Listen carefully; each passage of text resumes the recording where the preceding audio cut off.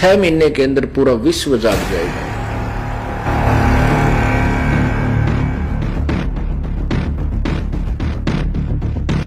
ये दास जो सत्संग कर रहा है, ये थी जिस दिन किसी पुण्यात्मा के भाग उदय होंगे किसी चैनल वाले के, और इस ज्ञान को हिम्मत से करके चला देगा,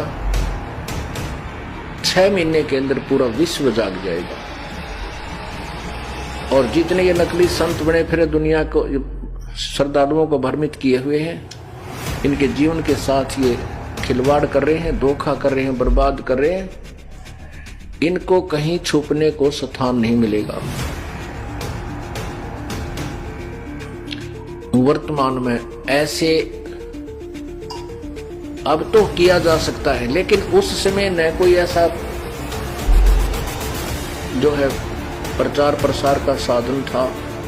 परमात्मा एक एक दिन में हजार हजार जगह प्रकट हुए और वहां जा जाकर लीला प्रकट की, दुखियों को का दुख दूर किया और निर्धनों को धन दिया, रोगी का रोग कष्ट किया, निसंतान को संतान दी। इस प्रकार वो प्यारी आत्मा परमात्मा से जुड़ी, उनको मंत्र दिया, केवल प्रथम मंत्र। ये 5 नाम जिसमें होते हैं, ये 7 भी नहीं दिए प्रभु ने। उनकी कमाई के कारण फिर परमात्मा ने एक लीला की थी, एक गणिका को हाथी पर बैठा करके और गंगा जल बोतल में भरकर शीशी में ऐसे, और बीच में बैठा करके आगे रविदास जी को बैठा करके, बीच में उस लड़की को बैठा करके, पीछे परमात्मा विराजमान हो गए थे। उस लड़की के कंधे पर हाथ रखकर हाथी के ऊपर बैठ गए और एक हाथ में वो गंगा जल पी रहे थे। जनता समझने लगी कि शराब पी रहे हैं। और उस वैश्या, सुप्रसिद्ध वैश्या थी, उस गणका को साथ लिए हुए थे, सभी पहचानते थे कि वो वैश्या है जो आज कबीर के साथ है। तो उस समय जब वो लीला की तो वो 64 लाख वो नकली थे। नकली का तात्पर्य ये है कि वो परमात्मा को पहचान नहीं सके क्योंकि वो अशिक्षित थे। और परमात्मा बंदी छोड़ कबीर परमेश्वर जी जो दास अब ज्ञान प्रचार करा, ये उन्हीं का प्रदान किया हुआ दास केवल रिपीट कर रहा है। उसमें अशिक्षित होने के कारण जनता परमात्मा को नहीं पहचान सकी, क्योंकि सदग्रंथों से वो मेल नहीं कर सके जो भगवान कहा करते थे। इसलिए वो सभी उसमें विमुख हो गए। कुछ तो ऐसे विमुख हो गए कि कोई बुराई नहीं की अपने गुरुदेव की, लेकिन लोगों की शर्म से वहां जाना छोड़ दिया। कुछ जो गुरुद्रोही हो गए वो तो कभी नहीं आएंगे मालिक के चरणों में, लेकिन अधिकतर केवल परमात्मा के पास जाना छोड़ दिया।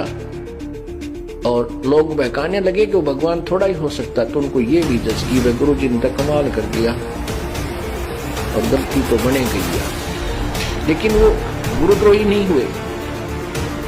तो वो 64 लाख जो है अब उस परमात्मा की समर्थ, उस समय जो भक्ति दी उन्होंने, कोई 2 वर्ष की, किसी 10 वर्ष की, किसी 15 वर्ष की, किसी 20 वर्ष की, तो उसके कारण अब उन्हीं के मनुष्य जन्म होते हुए आ रहे। उस भक्ति में इतनी शक्ति थी दाता ने जो आपसे करवा दी, जैसे आपको प्रथम मंत्र दिया जाता है। इसके कारण भी आपके हो सकता है 10-20 मनुष्य के जन्म हो सकते हैं। तो अब जो पुण्यात्मा है कहते ही शीघ्र समझ जाते हैं, तुरंत मालिक के शरण ग्रहण कर लेते हैं। ये वही पुण्यात्मा है जो लगातार मनुष्य जीवन प्राप्त करती हुई आ रही है। और परमात्मा की चाह भी तड़पती है, चाहे वो किसी मंदिर में, मस्जिद में, गुरुद्वारे में, या कहीं और चर्च में, या किसी संत की आड़ में, कहीं ना कहीं वो अवश्य कोई भक्ति विधि अपनाए हुए, क्योंकि वो आत्मा रह नहीं सकती भगवान के बिना।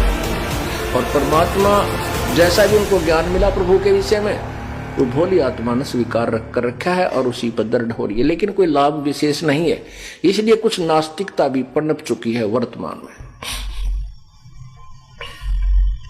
तो वो पुण्यात्माएं अब 64 लाख तो आवेंगी। अब उनके साथ परमात्मा कैसी रजा बख्श रहा है किसी को पुस्तक के माध्यम से, किसी से अपनी प्यारी आत्मा जो उपदेश दे चुकी है उसके माध्यम से प्रेरित करके चलो उस आदमी के पास चलते, वो अपना रिश्तेदार है, वो अपना मित्र है, वो अपनी सहेली है, तो वहां जा जाकर अपना संदेश भिजवा रहे हैं किसी बुक के माध्यम से, सीडी के माध्यम से, समाचार पत्रों के माध्यम से और किसी को केबल के माध्यम से। अब वो संदेश पहुंच रहा है, वो पुण्यात्मा अब आ रही है, वो तो शीघ्र ग्रहण कर जाती हैं। तो ऐसे परमात्मा उस पुण्यात्मा के साथ जो श्री नानक जी वाली थी, वो कभी ना कभी किसी युग में प्रभु के चरणों में कंटिन्यूस रही है।